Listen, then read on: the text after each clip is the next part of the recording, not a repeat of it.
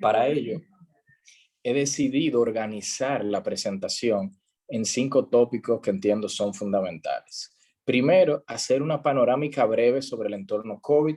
Sé que es la noticia que siempre vemos en la prensa todos los días, pero aquí propongo una metodología de analizar el entorno y cómo incluso pudiera afectar las decisiones de en sus empresas.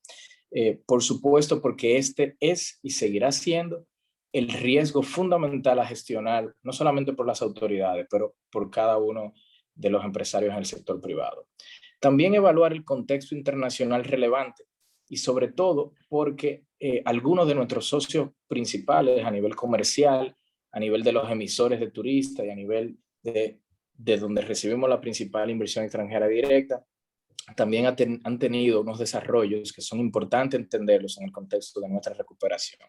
Abordaremos el entorno económico doméstico para luego entrar en el pulso económico de lo que sería La Vega y la zona norte, para finalizar con perspectivas y balance de riesgo. Así que sin más preámbulo, me gustaría iniciar con el entorno COVID. A nivel global, un número que me gustaría se quede en la cabeza de todos es que al 23 de junio, es decir, el día de ayer, 180... Raúl, ¿sí? disculpe, porque no se está viendo la presentación. Por cierto. Voy nuevamente a compartir. ¿No se estaba viendo antes? No. En la parte inferior, compartir pantalla, ya tiene el acceso disponible.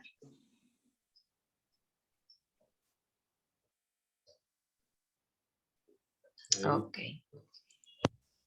Aquí sí se ve.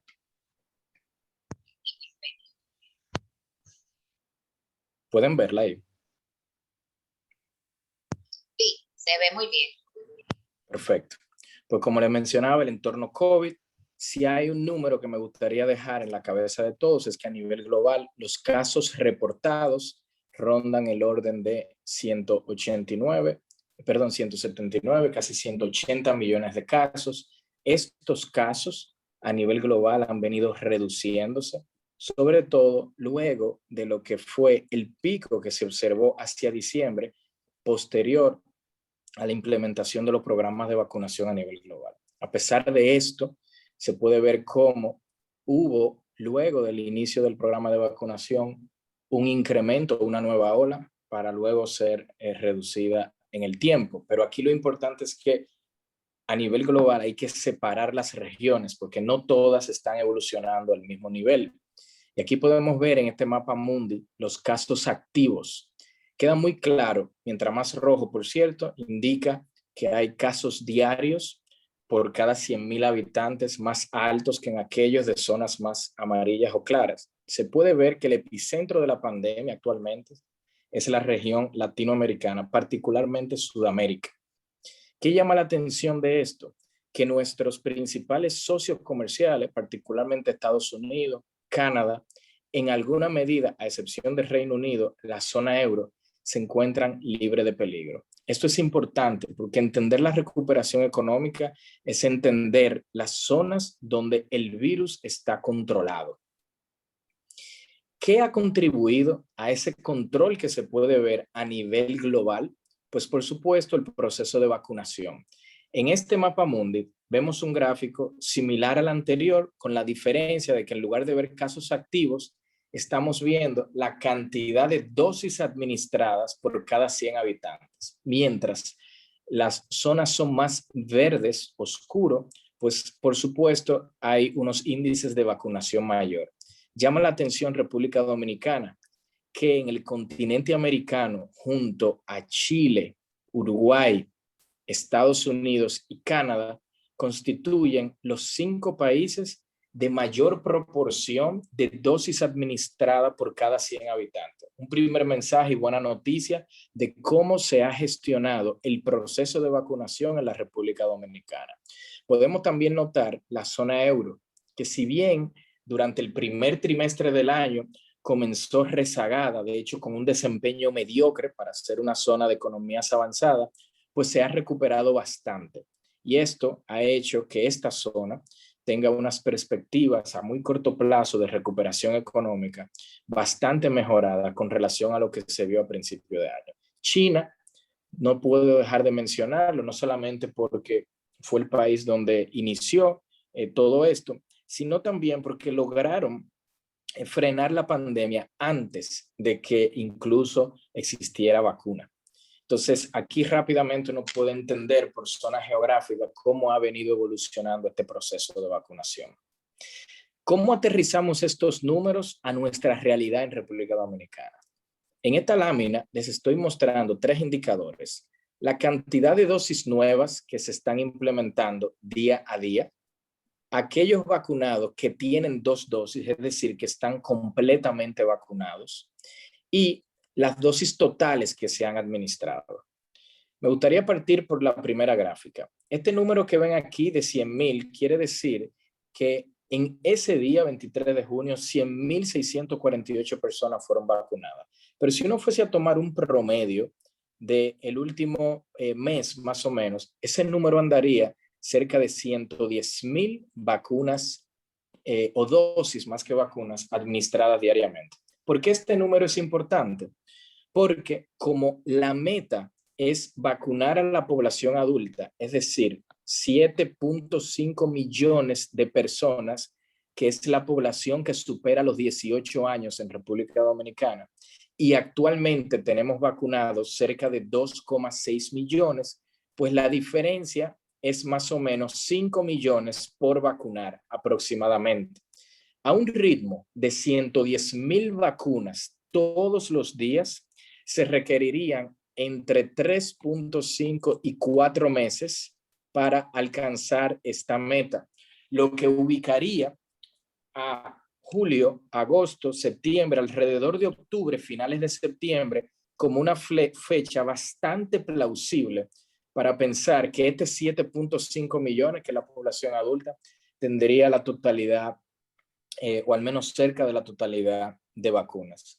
¿Cuál es la clave en todo esto? Garantizar la oferta de vacunas. Y la noticia que hizo recientemente el Poder Ejecutivo de que han garantizado 3 millones de vacunas y de hecho un sinnúmero adicional, pues ha mitigado ese riesgo de ejecución. Por lo que desde Analítica nosotros estamos viendo, para resumir estos mensajes, un proceso bastante favorable de vacunación que posiblemente se completaría, o al menos alcanzaríamos la meta de la población adulta hacia el último trimestre de este año, más rápido que la gran mayoría de los países de la región. Ahora, a pesar de estas buenas noticias en cuanto al proceso de vacunación se refiere, no podemos olvidar lo que ha sido esta tercera ola que nos ha atacado. Para ello, estoy nuevamente mostrando cómo se ven los casos activos. En este caso se ven nuevos casos, los fallecidos y también los casos activos. Y un indicador importantísimo porque los activos son aquellas personas que tienen la capacidad de contagiar. Podemos notar estas olas, siendo esta la primera, que fue la de julio, posterior al proceso electoral, que dicho sea de paso, las elecciones que se celebraron el año pasado fueron las primeras elecciones presidenciales celebradas en el continente americano en la era COVID.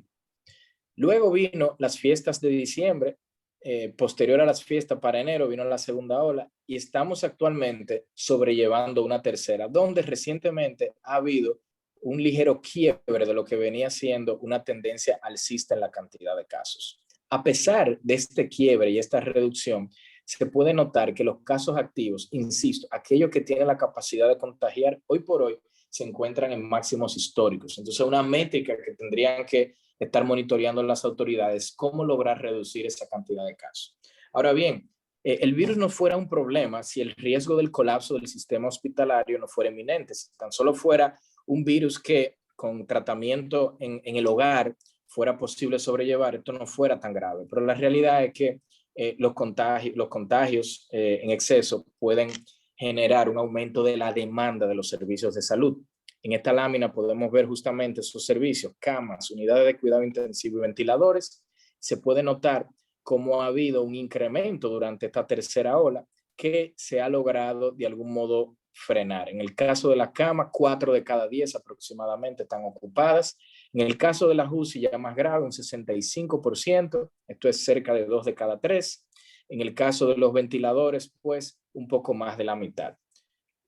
Parte de esta historia, de lo que ha ocurrido con el aumento de la demanda del sistema hospitalario, tiene que ver no solamente por un incremento en la ocupación, pensemos en la ocupación como la demanda que ha venido aumentando y hoy en cada una de estas métricas se encuentra en niveles que son máximos históricos, pero también una reducción lastimosamente que hubo previo a esta tercera ola de la oferta. Es decir, cuando tuvimos el virus controlado entre la segunda y la tercera ola, muchos centros de salud decidieron reducir la cantidad de ventiladores, UCI y camas que tenían disponibles para pacientes COVID. Pero entonces esto coincidió, esta reducción de la oferta, con este incremento de la demanda que les expliqué previamente, y por lo tanto el sistema hospitalario por momentos se vio cerca de estos máximos históricos. Por supuesto, podemos ver la lámina cómo la oferta se ha venido recuperando lentamente en los últimos días, pero sin duda todavía la situación amerita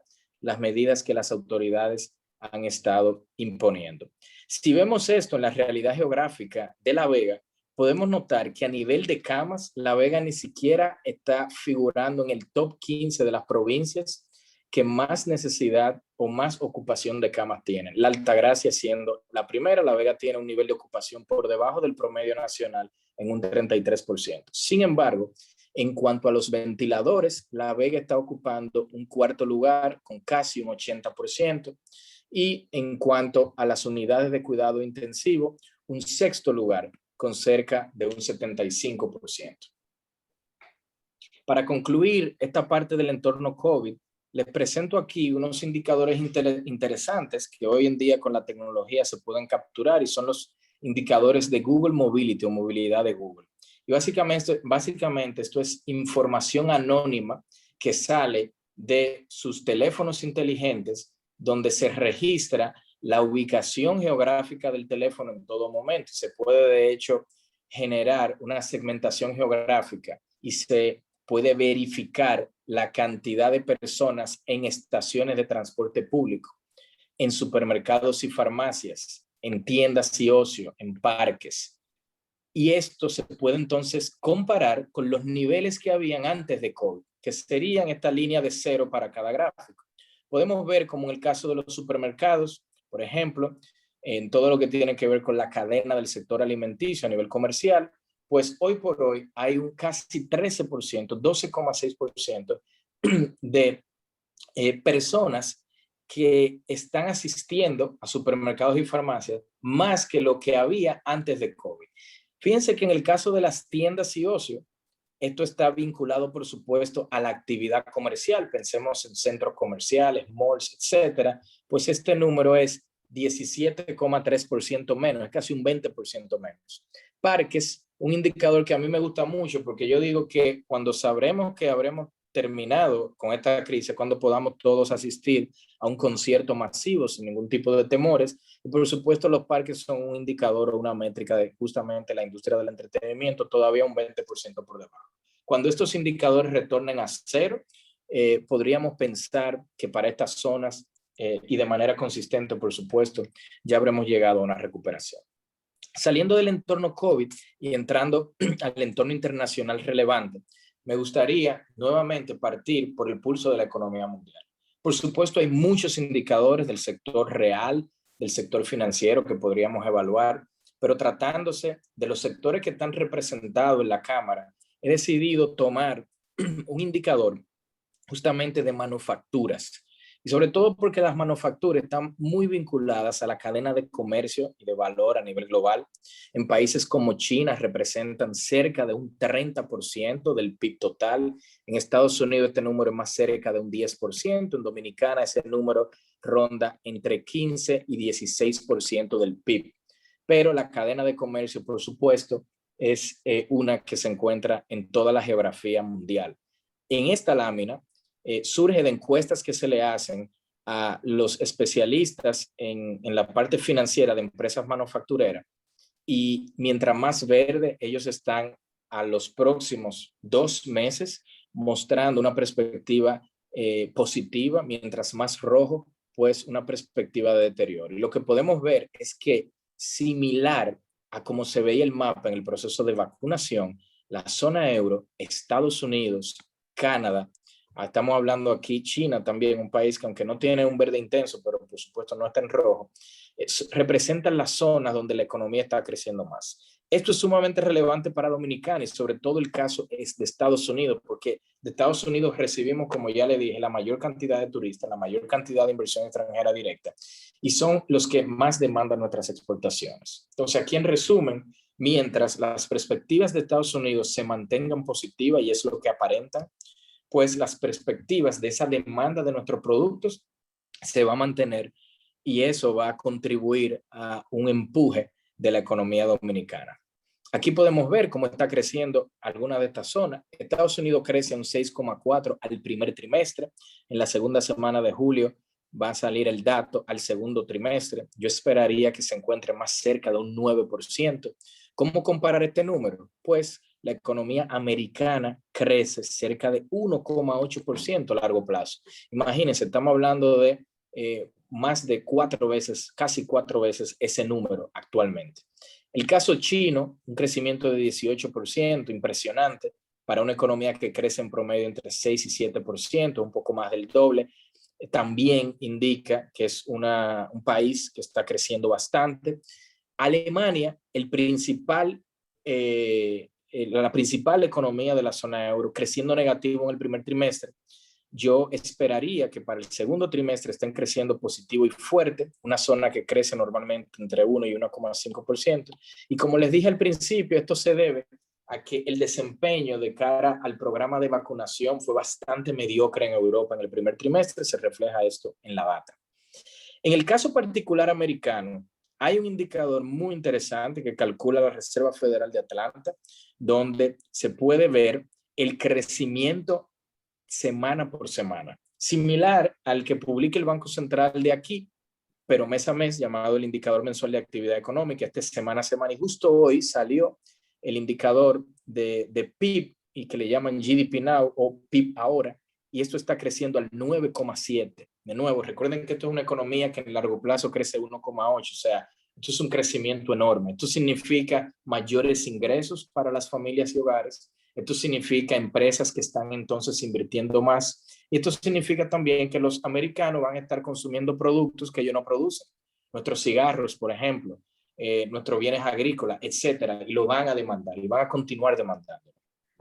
Dentro de esta historia de crecimiento hay una historia también de crecimiento del empleo.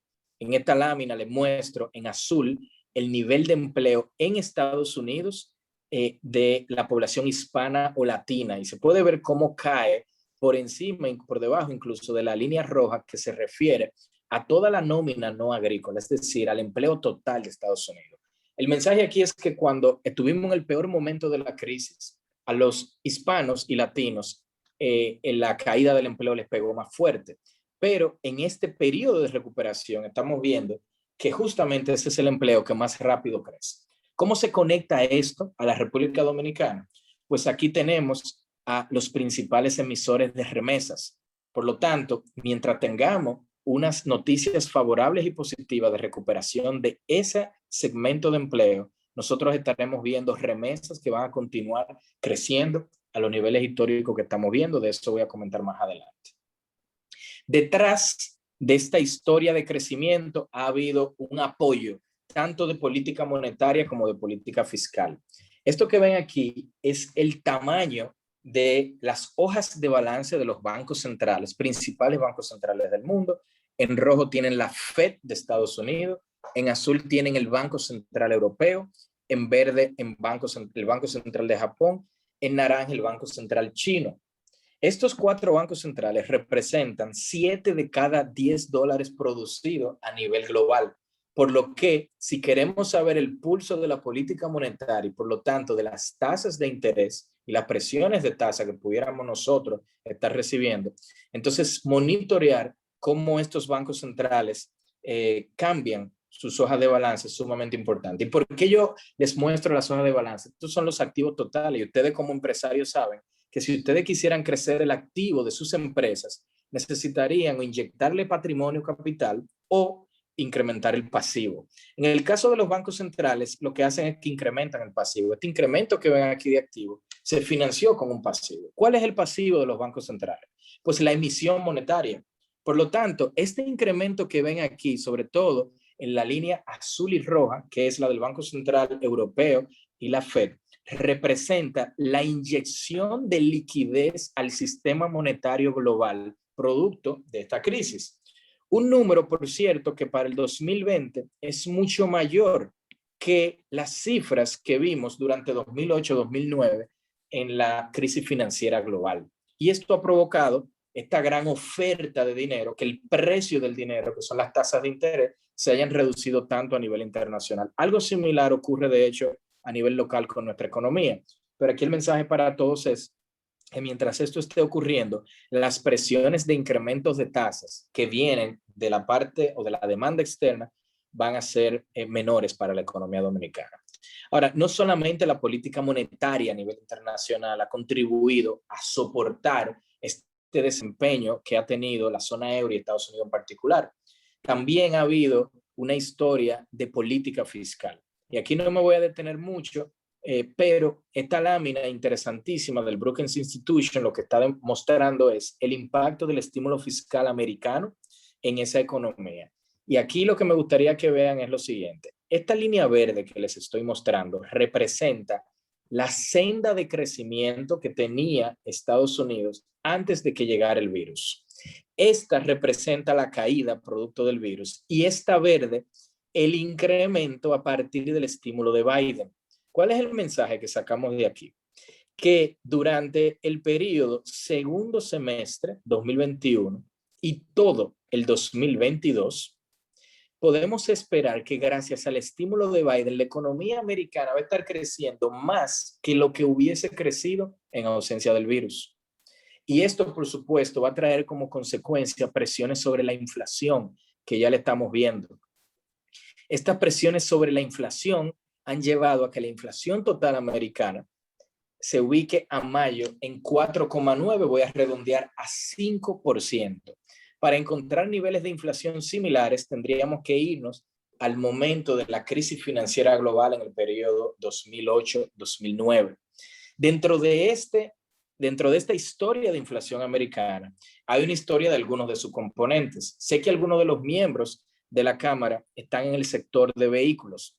Y aquí les estoy mostrando cómo se ve la inflación particular para vehículos nuevos. No está ha crecido, de hecho, 3,3.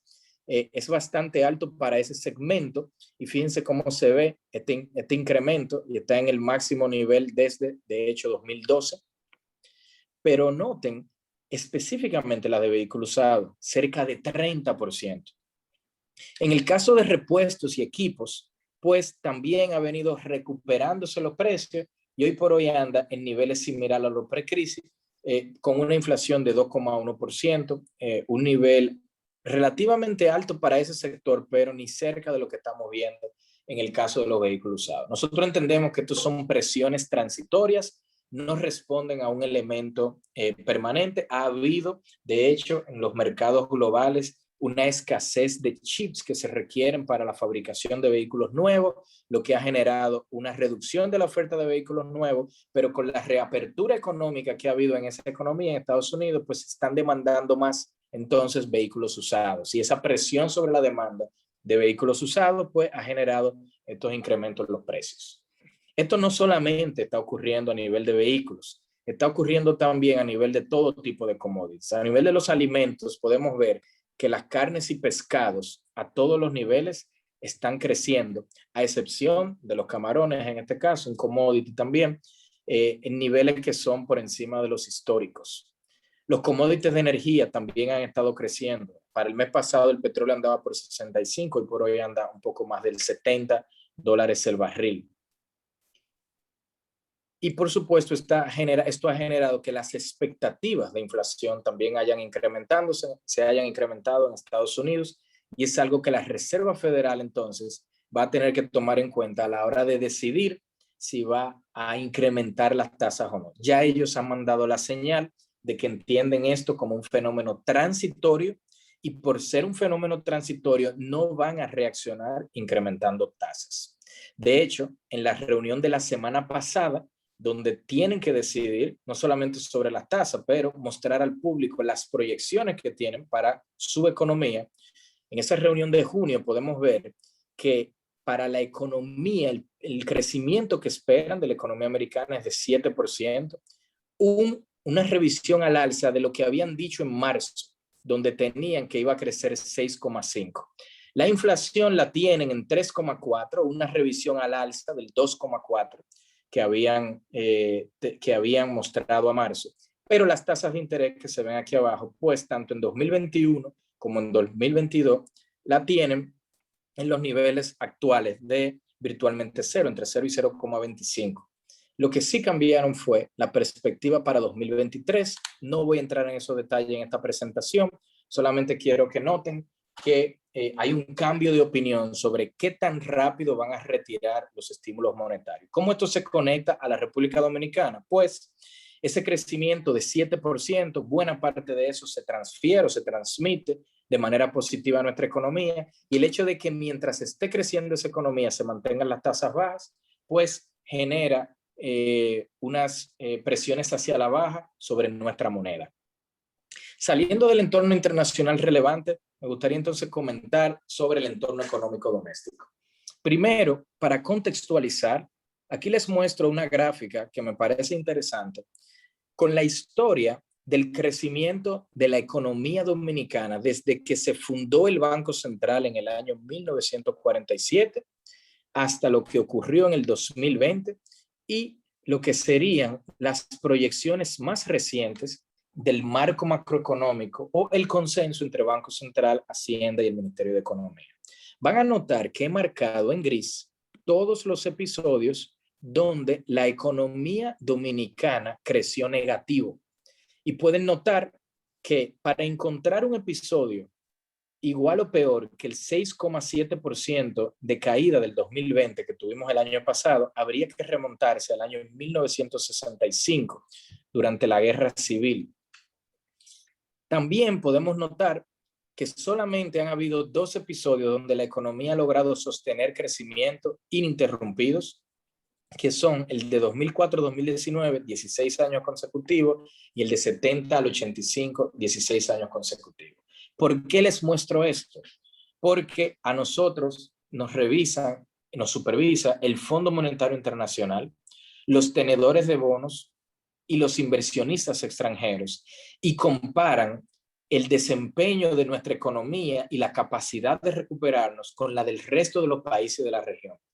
Y este desempeño que yo les estoy mostrando es uno que no puede ser o que no ha sido replicado por otros países de la región y demuestra la resiliencia y la capacidad que tiene la economía dominicana para recuperarse. Más importante es que esta caída de 6,7 es casi que totalmente compensada por ese 7,5 que están esperando las autoridades. Si le doy un zoom a la data de crecimiento y veo específicamente el crecimiento enero-abril, que es el dato más reciente que tenemos, y lo comparo con el histórico de ese indicador desde 2008, pues vamos a notar que en enero-abril del 2021 hemos crecido 11,5%, el mayor nivel desde que tenemos datos mensuales y muy superior a lo que fue la caída del 2020. Ese número podemos de hecho compararlo con la región y podemos notar cómo República Dominicana interanualmente, es decir, abril de 21 contra abril del 20, pues ha crecido 47%, superior a los desempeños de países como Guatemala, Panamá, que es una economía de alto crecimiento. Y aquí también quiero comentar algo. Noten aquí en azul, que es la gráfica de Dominicana, como junto a Panamá en amarillo fuimos 2 de los países a los que la crisis más le golpeó. Para el peor momento, en abril del año pasado, decrecimos casi un 30%. Pero noten la velocidad en la que la economía dominicana ha logrado recuperarse mucho más rápido. Porque un país como Panamá, que junto con nosotros comparte ser una de las naciones que crece más rápido, no ha logrado sostener este crecimiento? Pues porque nuestra economía está mucho más diversificada. Tiene una cantidad de sectores que la economía panameña no tiene con el mismo nivel de diversificación. Por ejemplo, ya está muy concentrado en el sector comercio. Si se frena el comercio global, se frena esa economía, para citar un ejemplo. Nosotros tenemos varios.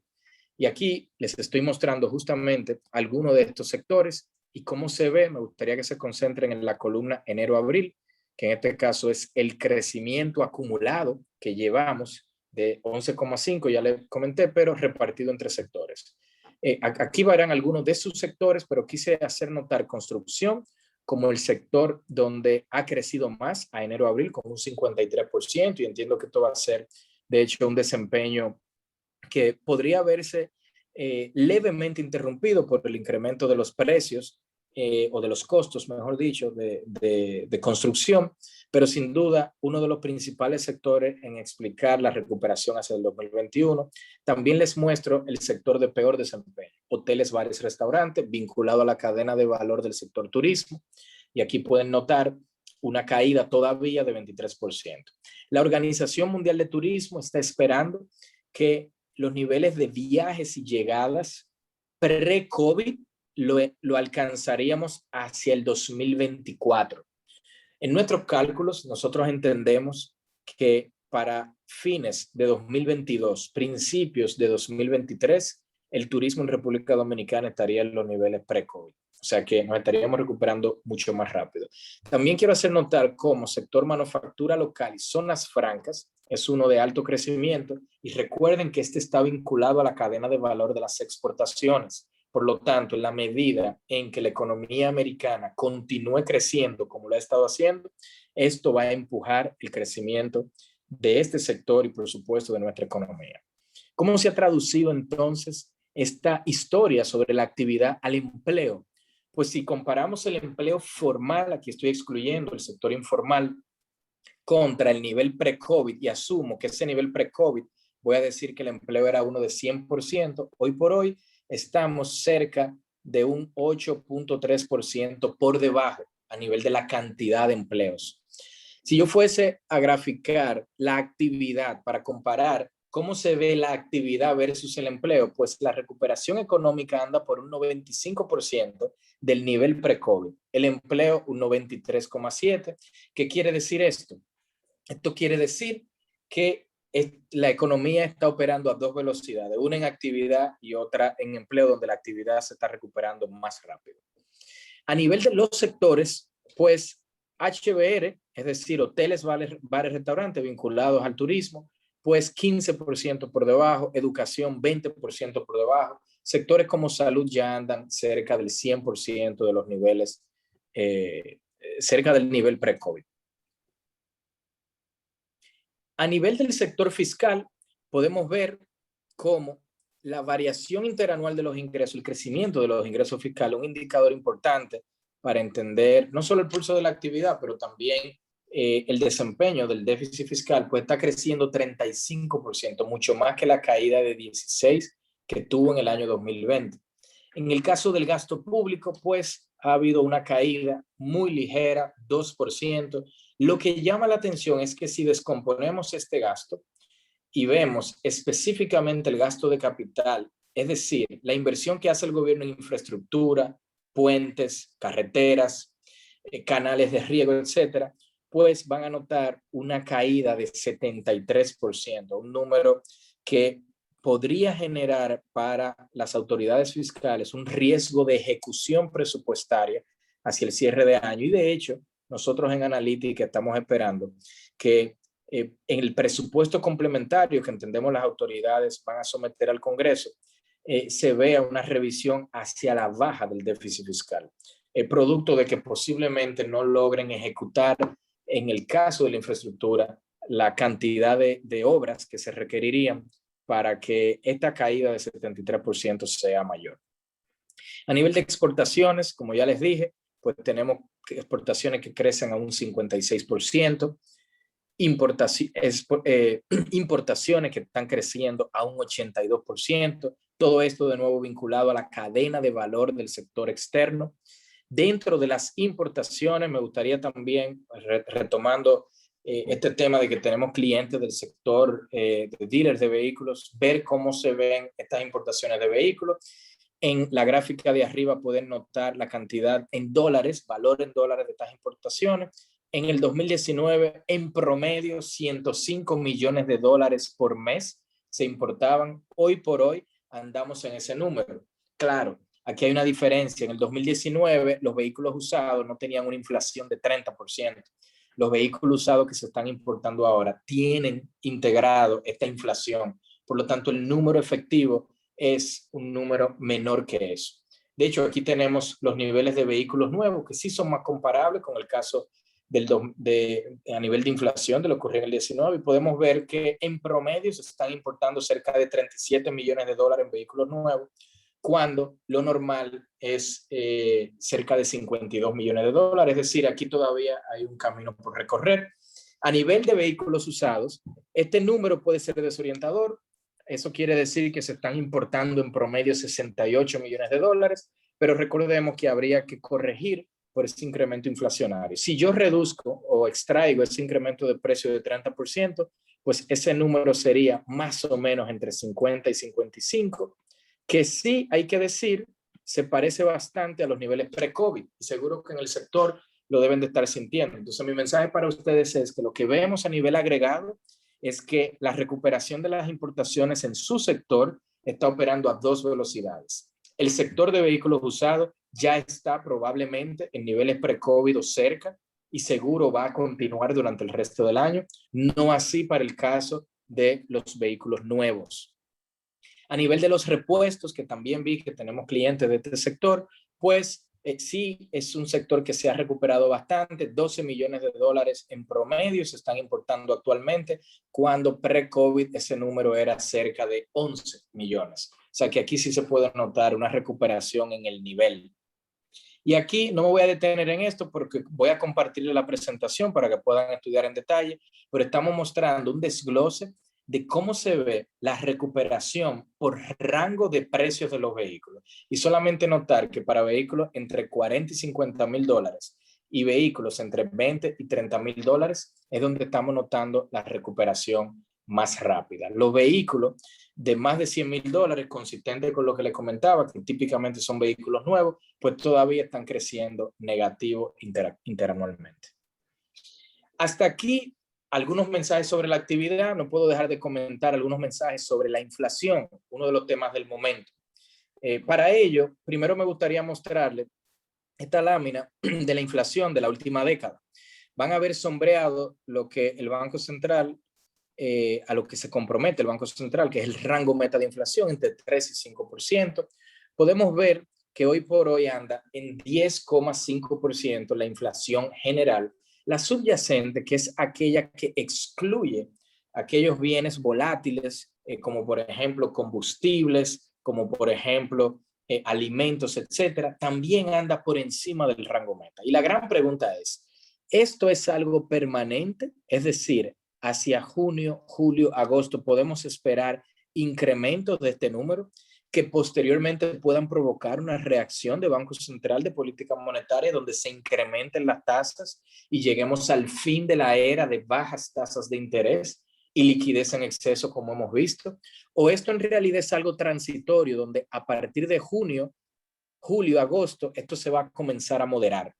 Pues desde analítica nosotros entendemos que es algo transitorio, pero hay riesgos y ya les vamos a comentar. Para entender por qué podría ser transitorio, primero me gustaría comentar de que estos datos o estos índices para ser calculados se están comparando en un momento en el que la economía ya está abriéndose, como estamos ahora, contra unos meses donde la economía estaba completamente cerrada. En aquel momento, mientras la economía estaba cerrada, había un colapso de la demanda que generó a su vez un colapso de los precios. Por lo tanto, hay como un efecto estadístico o aritmético. Y si nosotros, en lugar de comparar contra el año pasado, comparamos los niveles de precios de hoy contra los niveles de 2019, pues veríamos en realidad una inflación más cerca del 5,8%. Esta brecha representa una aproximación de ese efecto estadístico por estar comparando con un año base que no es necesariamente similar a lo que está viviendo la economía hoy. Eso es un punto. Otro punto es poder ver los componentes de la inflación. Y para ello, en esta lámina que voy a utilizar posteriormente cuando estemos midiendo el pulso económico de La Vega y de la zona norte, y por eso me voy a detener brevemente, es interesante porque podemos ver básicamente diferentes componentes de la inflación como alimentos y bebidas no alcohólicas, el componente de transporte, el componente de vivienda y otros como lo están viendo. Está dividido en un cuadrante que es la línea roja. ¿Y cómo debería interpretarse esta lámina? Pues el tamaño del círculo está representando la ponderación que tiene ese componente dentro del índice. Por ejemplo, sabemos que alimento y bebida no alcohólica pondera cerca de un 30%, de hecho como un 27% del total de los productos con el cual se calcula la inflación. Y aquí debajo estamos viendo la inflación de ese componente. Por ejemplo, alimentos y bebidas hoy por hoy está creciendo cerca de un 13%. Si la inflación en su totalidad está creciendo un 10,5%, la inflación de los alimentos y bebidas está más alta. Pero la de transporte, que aunque tiene un peso menor que el de alimentos, pero alto, pues está creciendo cerca de un 24%. ¿Por qué estoy haciendo énfasis en estos dos componentes?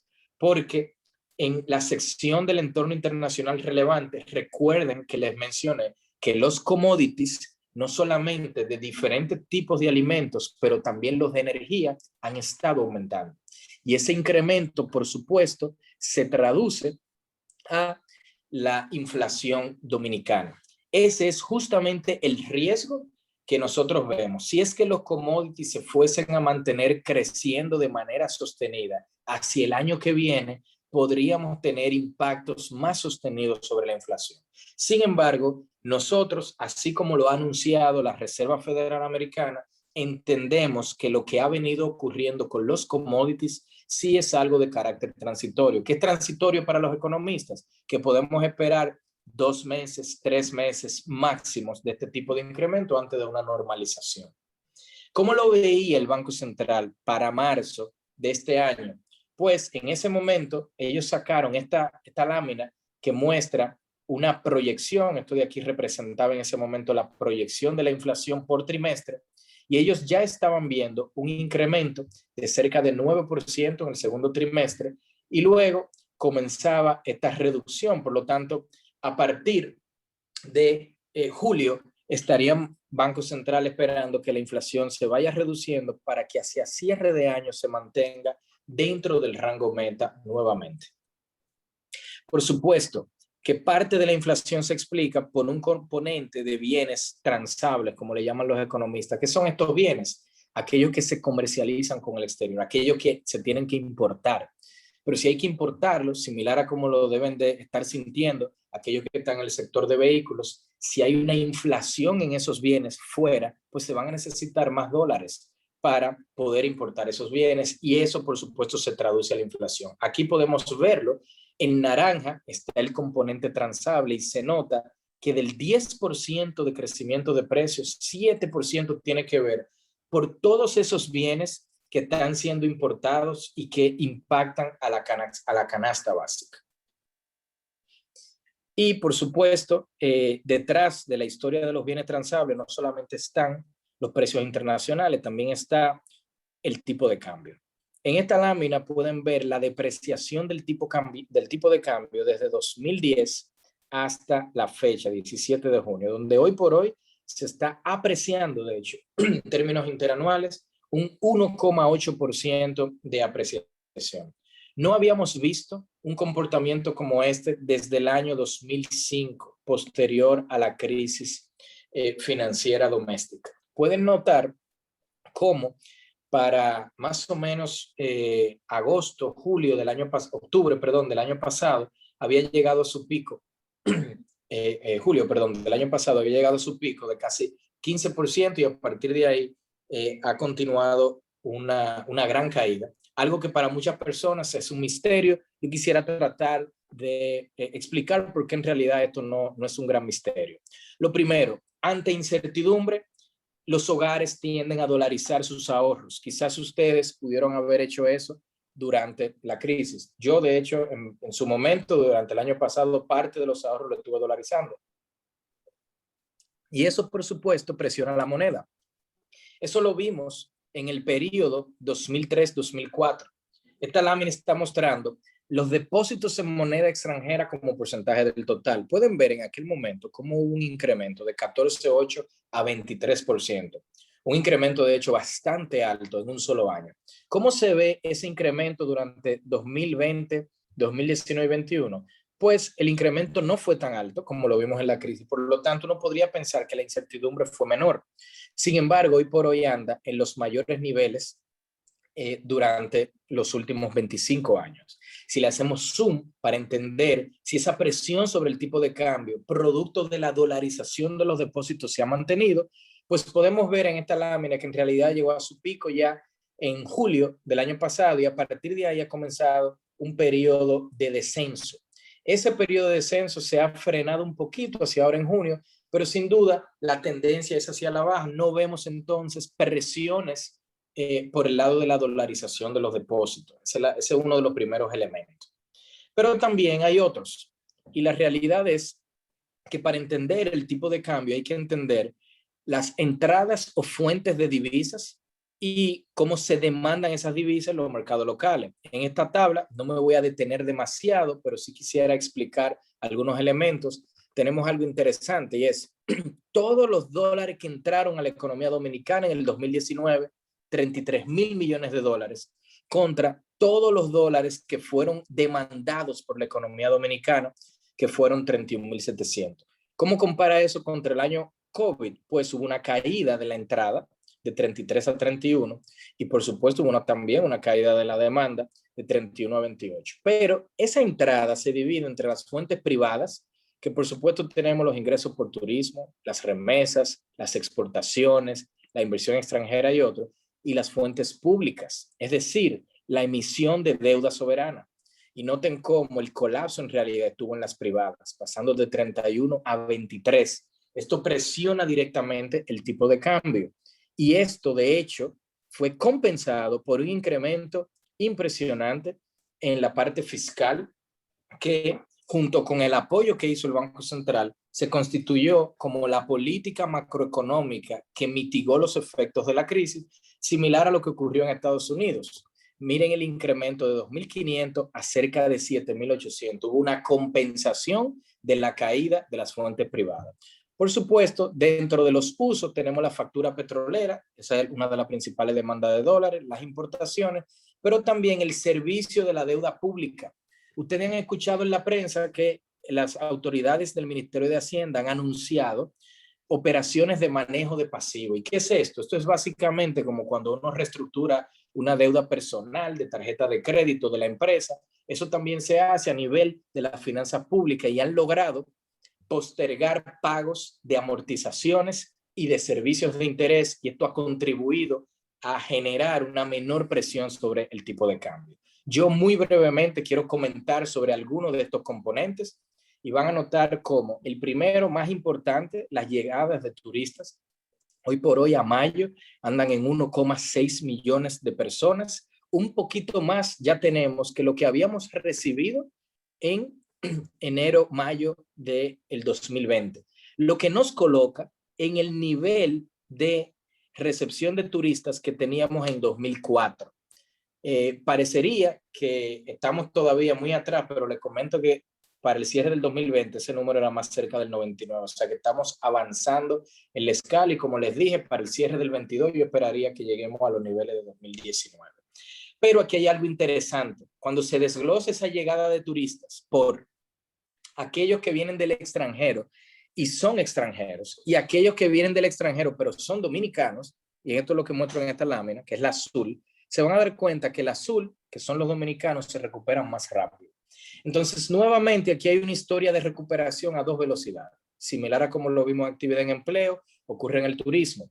El turismo de los dominicanos se recupera más rápido que el extranjero.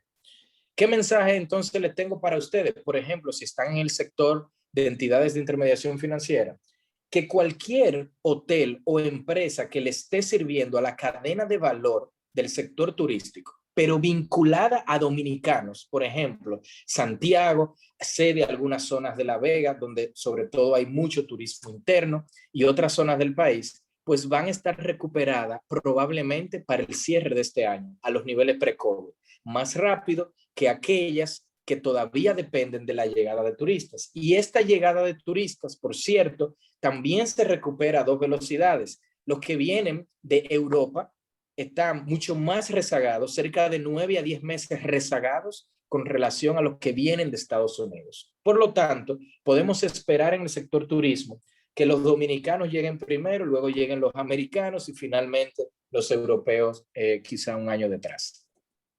A nivel de remesas, 4.393 millones de dólares hemos recibido a mayo, un máximo histórico, comparemos con 2.700 del año pasado. La gran mayoría de estas remesas vienen de Estados Unidos. En esta lámina vemos una descomposición por países y se puede notar cómo ha habido un incremento brutal de la franja naranja, que es justamente Estados Unidos. Esto está conectado con la historia de crecimiento de empleo que les hice al principio y sobre todo con la historia de crecimiento del propio Estados Unidos. La inversión extranjera directa. Aquí tengo una lámina interesante que es cómo se ve para toda Latinoamérica la caída de la inversión durante el 2020. Van a notar caídas de 46% en Colombia, 62% en Brasil, casi 40% en Argentina, Chile 33%, México 15%. ¿Cómo compara la de República Dominicana? La inversión extranjera dominicana cae del 2019 al 2020 un 15%. Una de las economías donde el golpe de la inversión extranjera directa fue menor. Esto se conecta con lo que le mostraba al principio. Tenemos una economía muy resiliente que tiene ya una historia de crecimiento sostenido. Los inversionistas lo saben, la evalúan y deciden que hay más volatilidad en otros países. Y por supuesto, esos otros países también recientemente han tenido problemas de paz social y de crisis política que Dominicana no ha visto en años y por supuesto esperamos que se mantenga porque parte de la sostenibilidad que ven estos inversionistas en nosotros. Si vemos esto por sectores, me gustaría mostrarle algo. El sector turismo, de donde se reciben 1 de cada 3 dólares de inversión extranjera directa, van a ver cómo tuvo una caída de tan solo 5%. Es decir, la caída en el sector turismo fue menor que la de el resto de la economía en su conjunto. Y ha sido, de hecho, el sector más afectado. Esta aparente paradoja tiene, en mi opinión, su respuesta en que los inversionistas y los dueños del capital de este sector están aprovechando este entorno de tasas de interés extremadamente bajas para endeudarse, mejorar la infraestructura de sus localidades o incluso expandir sobre las que tienen en espera de la llegada de turistas que sin duda va a llegar. Lo que ocurrió no fue un terremoto, las infraestructuras se mantienen. Lo que ocurrió fue un ataque de pánico y miedo que ha hecho que los turistas no quieran viajar. Pero en la medida en el que el miedo sucumba por un programa de vacunación exitoso, por ejemplo, como el que lleva nuestro principal socio, nuestro principal emisor de turistas de Estados Unidos y nosotros recibiendo, pues por supuesto que ese va a ser un sector que se va a recuperar más rápido. Otro elemento que ya les comenté que podría presionar o no el tipo de cambio tiene que ver con los compromisos de deuda. Ya les dije que a nivel de los bonos soberanos, 1.400 millones de dólares para 2021, es el compromiso que se tiene. Estamos recibiendo remesas por 950 millones de dólares mensuales. Es decir, con un mes y medio de remesa tenemos para pagar eso. Por lo que la demanda de dólares producto del sector público no es un riesgo hacia el tipo de cambio. Aquí me gustaría quizás resumir esta parte cambiaria para decir la historia del tipo de cambio, de esta gran apreciación, es una historia donde, producto de el incremento de la demanda de exportaciones, producto de que viene de Estados Unidos, producto del incremento impresionante en las remesas que hemos recibido, producto de una inversión extranjera directa que no se ha frenado y unas importaciones que han crecido un poquito más lento, pues la realidad es que ha habido una oferta masiva de dólares que todavía no ha encontrado una demanda que la presione. A pesar de que el turismo todavía no se recupera a esos niveles, esto ha sido suficiente para que el tipo de cambio se haya apreciado. ¿Qué ha hecho Banco Central? pues entonces ha acumulado reservas internacionales. Al cierre del 2020, las reservas eran 10.400 millones de dólares.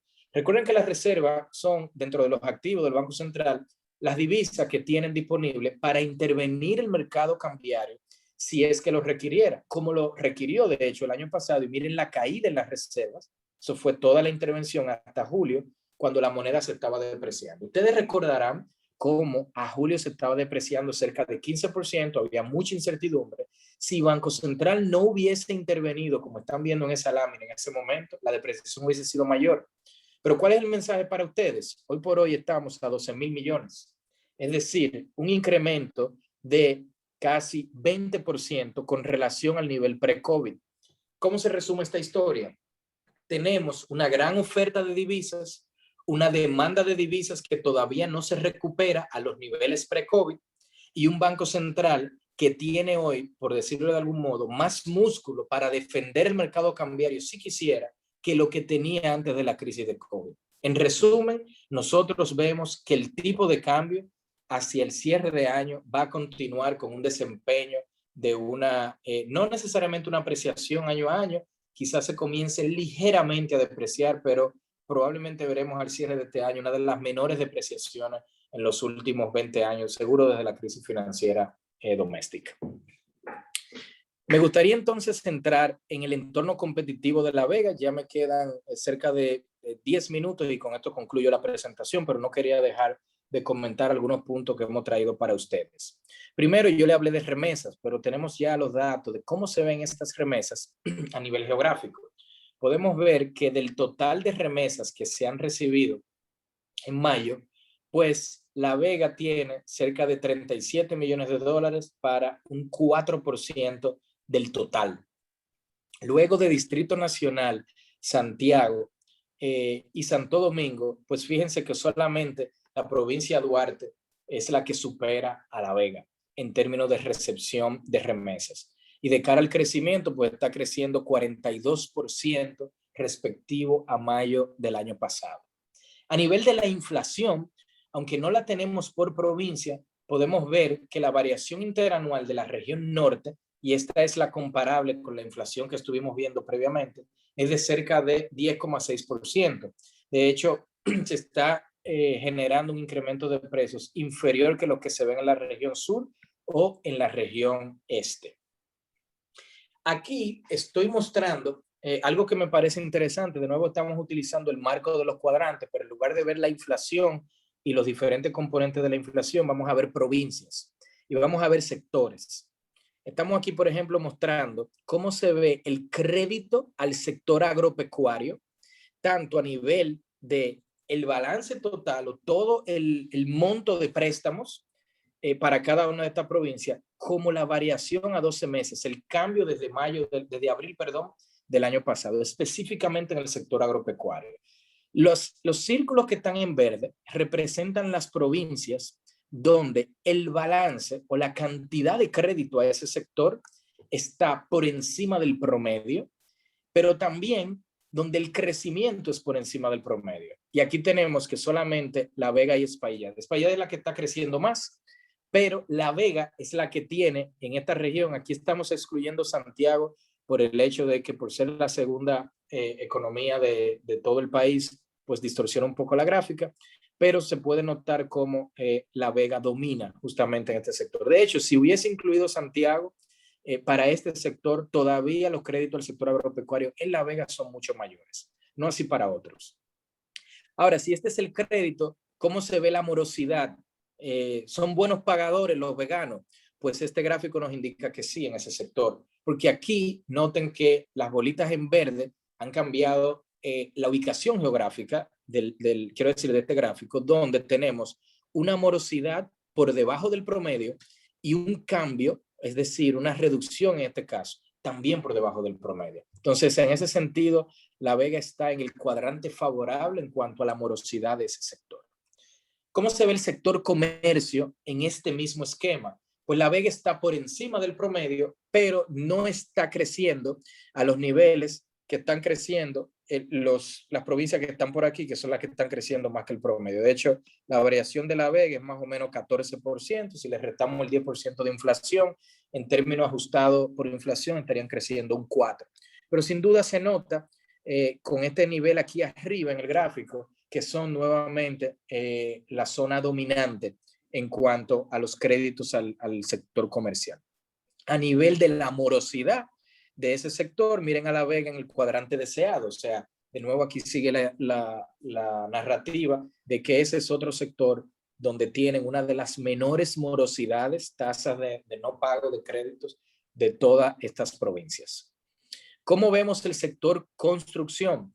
Pues tenemos, aquí la gráfica se ve alterada porque aunque pequeñito los créditos, parece que hubo algún crédito en Santiago Rodríguez que tuvo un alto crecimiento, pero tenemos aquí La Vega como el segundo sector luego de Puerto Plata que ha tenido mayor balance de estos créditos y donde los créditos han crecido entre cerca de un 20%. A nivel de la morosidad, me van a tener que creer, pero la busqué antes de mostrar la gráfica, es este puntico de acá abajo, uno de los más bajos. Es decir, dentro del sector construcción, La Vega y los constructores de La Vega son de los mejores créditos que hay. Tienen una de las morosidades más bajas de toda la región. El sector manufactura, La Vega en el cuadrante deseado, más que el promedio. De hecho, el segundo mayor deudor de manufacturas luego de la provincia de Duarte. Y el segundo de mayor crecimiento luego de la provincia de Sánchez Ramírez, aunque podemos ver por el tamaño del círculo que tienen un nivel mucho menor de créditos. Y aquí podemos ver nuevamente cómo están pequeñita la tasa de morosidad y en el cuadrante deseado, donde ha caído por debajo del promedio. Finalmente, el sector de vehículos nuevos y usados. Podemos ver a La Vega como la provincia que domina en cuanto a los créditos de vehículos nuevos y usados, por encima de Puerto Plata y creciendo por encima del promedio, aunque tienen sí unos niveles de morosidad menor que el promedio, pero han estado creciendo a una tasa un poco mayor que lo que ha sido la reducción de morosidad en el resto de las regiones. Sin embargo, igual que en el resto de los sectores, podemos ver que la morosidad en La Vega es menor que el promedio, lo cual es una noticia bastante positiva para ustedes. Para concluir ya la última tabla, el panorama macroeconómico. Este es el consenso entre Banco Central y Hacienda y el Ministerio de Economía. Van a notar cómo 2021 están esperando un crecimiento del PIB de 7,5%. Están viendo una inflación promedio de 7% y están viendo un tipo de cambio de 3,22% de depreciación a nivel promedio. ¿Qué quiere decir esto? Primero, una recuperación, como dirían los economistas, en forma de V, es decir, crecen más en el 21 que lo que cayeron en el 20. Y esto es una revisión al alza de lo que vimos en marzo, porque en marzo ese número era 5,5, es decir, estaban viendo un crecimiento menor que la caída que hubo el año pasado. También hay una revisión al alza de la inflación, donde la inflación promedio la tienen en 7, aunque ya a diciembre la ven en 5%. Y esto es consistente con la historia de que lo que está ocurriendo a nivel de precios es un choque transitorio. No esperan que se vaya a mantener en los niveles de 10% que estamos viendo a mayo. A nivel del tipo de cambio, están esperando una depreciación de 3,22. Yo creo que eso probablemente no va a ocurrir. Ocurre si Banco Central quisiera, porque con los niveles de reserva que tienen, si ellos quisieran llevar a la depreciación a ese nivel, pueden, pero la realidad es que si se comporta el tipo de cambio en el segundo semestre, como se comportó pre-COVID, este número va a estar más cerca entre 1 y 2% de depreciación. Desde analítica, nosotros sí estamos viendo un crecimiento mucho más favorable. Vemos una economía creciendo entre 10 y 11% y una inflación promedio en 6,9, un poquito inferior que el 7 que está promediando Banco Central. La razón sencilla de este crecimiento extraordinario se la puedo resumir del siguiente modo. Si la economía dominicana dejara de crecer mes a mes durante julio y diciembre, el crecimiento total a cierre de año todavía fuera de 7%. y nosotros esperamos que con el boom económico de Estados Unidos siga creciendo y por lo tanto nos lleve a unos niveles de entre 10 y 11%, una noticia bastante positiva. Yo espero que algunos de estos comentarios que hoy he hecho hayan ayudado, hayan contribuido a brindarles un poquito de claridad al panorama. Discúlpenme que creo que me he robado algunos minutitos del tiempo asignado, pero muchas gracias por la invitación y soy de ustedes.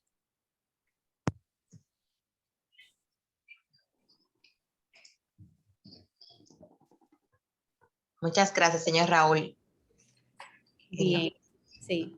Gracias, Raúl. Excelente, como siempre. Excelente. Más que yo, vamos a darle espacio a nuestros socios, ¿verdad? Para aprovechar el tiempo. Nosotros estamos más o menos pautados para cerrar a las 7:30.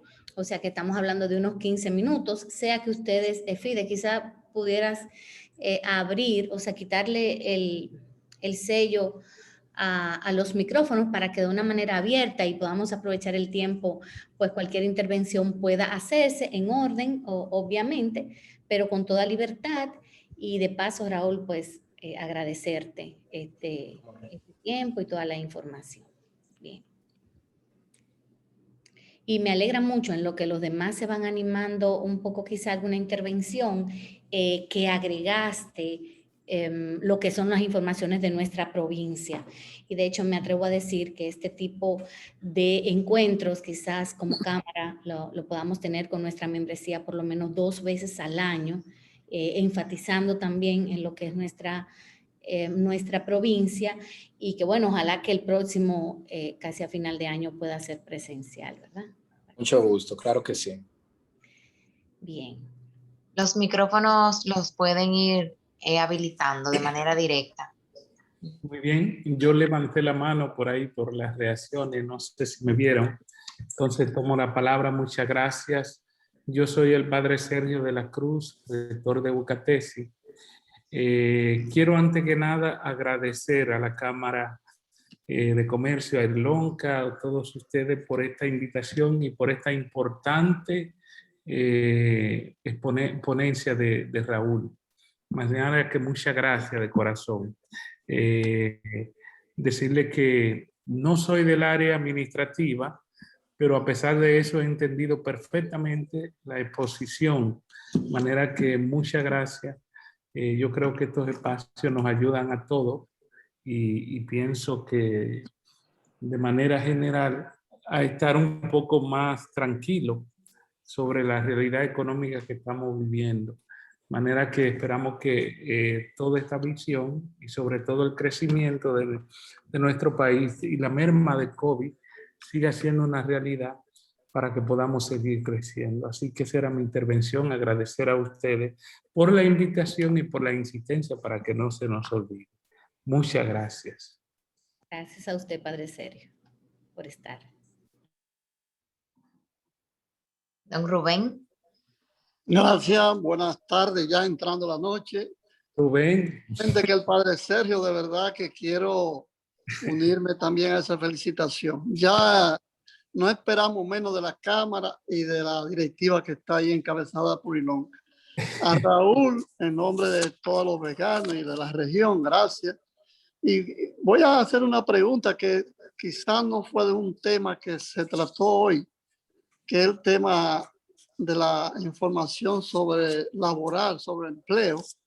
Y entonces, para hacer esta pregunta, porque creo que algunas estadísticas, para que tú nos ayudes a entender, sobre todo a mí, hay estadísticas, por ejemplo, que se dan donde las empresas están registradas en Santo Domingo, como es el caso de los bancos y empresas multinacionales o de grupos que están en la mayoría de las provincias. ¿Qué pasa con esas estadísticas? Por ejemplo, las ventas de las grandes cadenas que se hacen en las sucursales que tienen en las provincias, ¿eso se puede subdividir o ellos lo registran como venta en su RNC de Santo Domingo? Por favor, si nos puede responder. No, eso es una excelente intervención y de hecho voy a ampliar sobre lo que comenta para que sepa que no solo aplica para el tema de las ventas. Esto incluye estadísticas bancarias, por ejemplo, también de créditos. Es posible, y de hecho Ilonka lo conoce bien esto, porque es posible que usted pueda tener un proyecto en una zona geográfica, pero el RNC esté registrado que solicite el crédito en otra. Y es muy importante eso que usted comenta, hacer siempre esas precisiones. En el caso de las ventas, yo no traje estadísticas de venta a nivel geográfico porque no son públicas, hay que solicitarlas. Sí hablé de empleo, aunque no lo vi tampoco a nivel geográfico. Las de empleo, tengo entendido que sí, que son fidedignas en el sentido de que se reportan donde está ubicada la empresa. Hay algunos casos que no sé si siguen ocurriendo, pero por ejemplo, ante beneficios fiscales, como por ejemplo la Ley de Desarrollo Fronterizo, en algún momento habían empresas que, por ejemplo, estaban en Santo Domingo, pero operando físicamente, pero tenían registrado el RNC en la frontera, entonces eso generaba una distorsión en la data, porque era como si los empleados estuvieran en la frontera y la realidad es que operaban desde Santo Domingo, ¿no? Aprovechándose, haciendo un poco de ilusión fiscal. Entonces, a su punto, Rubén, sí, es algo a ver en la data, pero lo que yo mostré hoy, que es data bancaria de créditos y morosidad, sí ya estaba filtrada por la data regional específica de esas provincias. Muchas gracias, Raúl.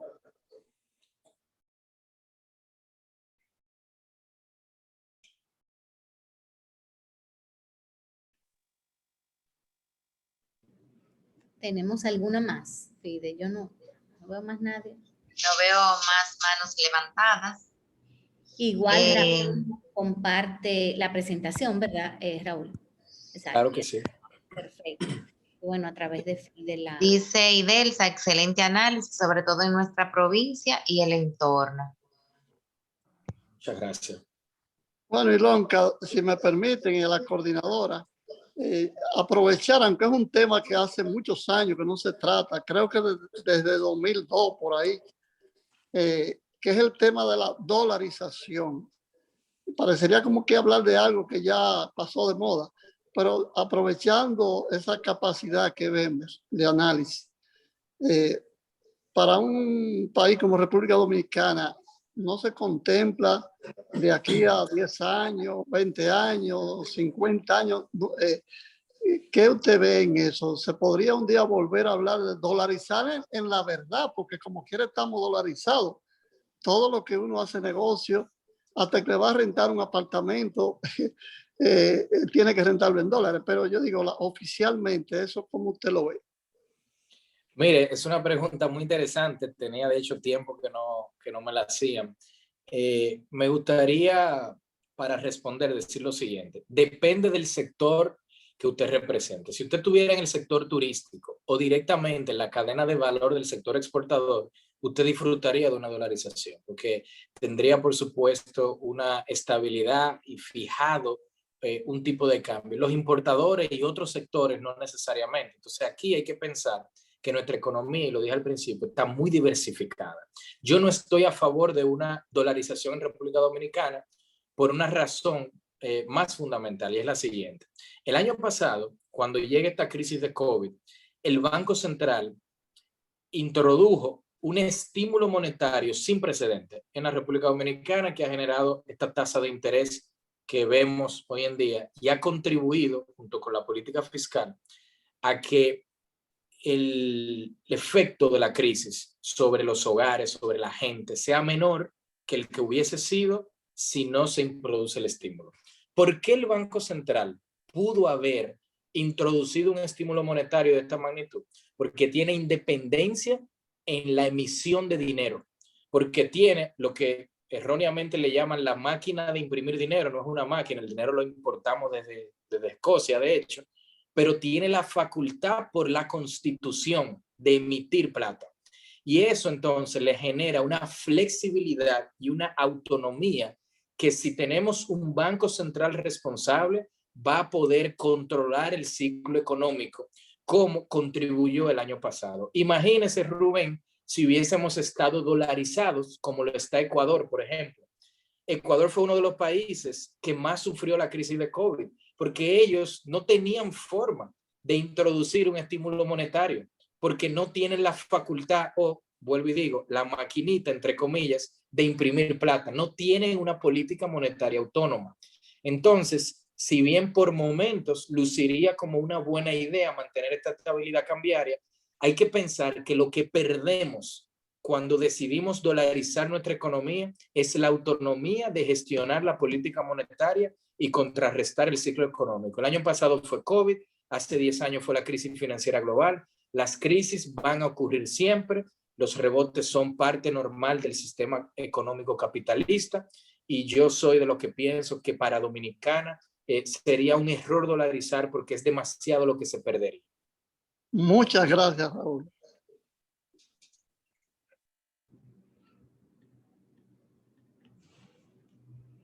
Excelente.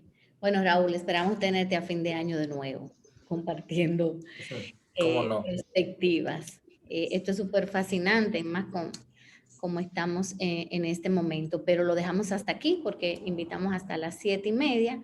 En nombre de todos nuestros socios, muchísimas gracias a ti y a nuestros socios, en nombre de la Junta Directiva.